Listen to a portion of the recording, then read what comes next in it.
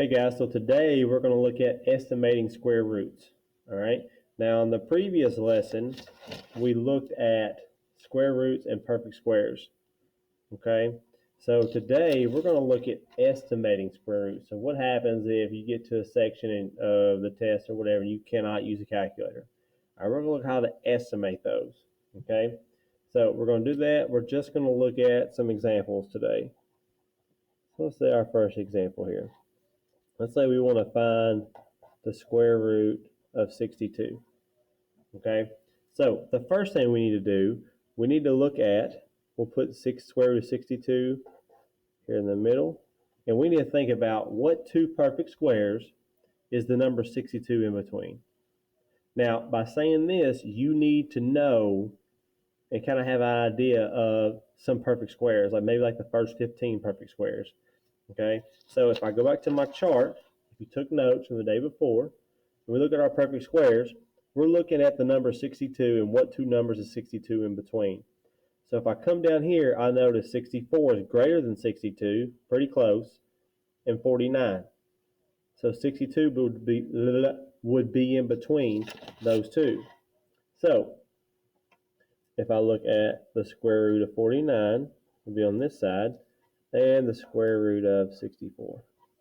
So what is the square root of 49? It's 7, because 7 times 7 is 49. What's the square root of 64? That's 8. Okay? So I know for a fact the square root of 62 is going to be between 7 and 8. Okay? Now, here's something I need to consider. If we think about a number line, how far is 62 from 64? If I was going from 62 to 64, how far would that be? That'd be 2. So it is 2 units away. Okay? How far is 62 from 49? Okay, I know 62 to 49, if I subtract those, it will give me 13. Okay? So, something to think about. How close is 62, or I'm sorry, which number is 62 closest to? It's closest to 64, which means we know for a fact that the square root of 62 is going to be about, and these little squiggly lines, they're not equal signs, they're like wavy equal sign. It means approximately.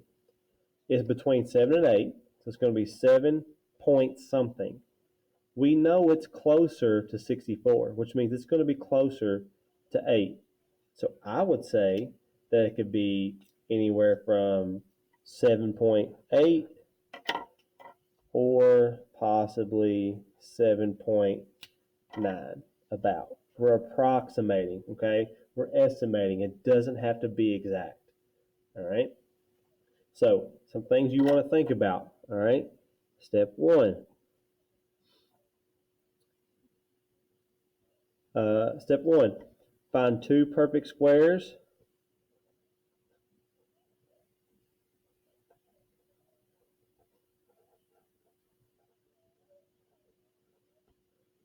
The number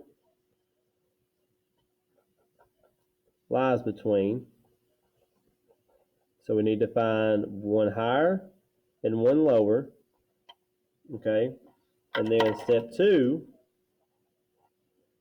we're going to determine our decimal. Determine the decimal. Which number is our number closest to?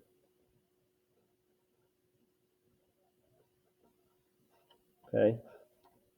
So that's kind of our two steps there. All right. So let's look at another example here.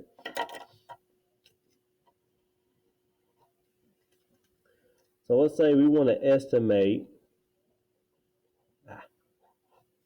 the square root of 103. Okay, we're going to estimate the square root of 103.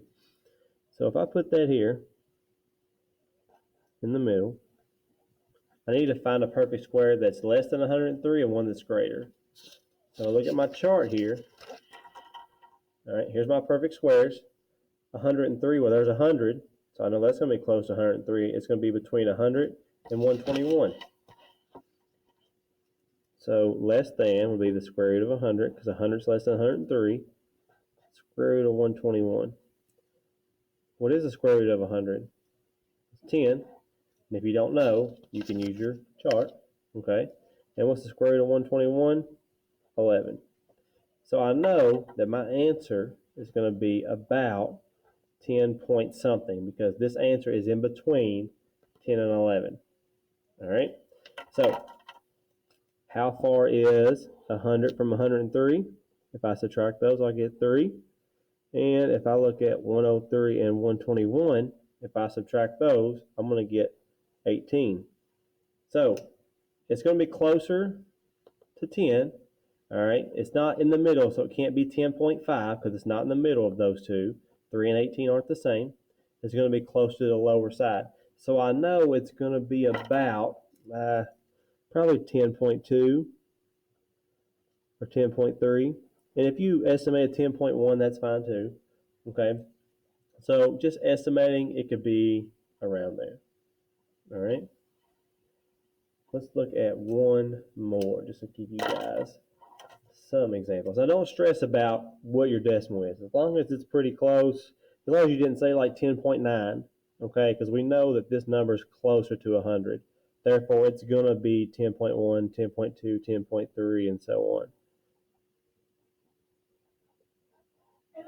All right, so let's see, another example. Let's say the square root of 42. Square root of 42. So the first thing we're going to do, let's find our perfect squares that 42 is in between. If I come up here and look, looks like it's going to be between 36 and 49. So square root of 42, I know it's going to be between 36 and 49. Square root of 36, 6. Square root of 49 is 7. So I know this will be about, I'm sorry, not 7, 6 point something. Okay, it's in between 6 and 7, 6 point something. So how far is 42 from 36? If I subtract those, I'll get 6. 42 from 49, subtract those, you get 7. Here's where it gets tricky. Okay, it's not exactly in the middle, but it's pretty close. All right. However, this number is larger, so since the number here is smaller, it won't be less than 0.5. So it could be about 6.5 or 6.6. And again, all we're doing is estimating here. Okay, it doesn't have to be exact. All right. So that is estimating square roots. Hope that helps. Thanks, guys.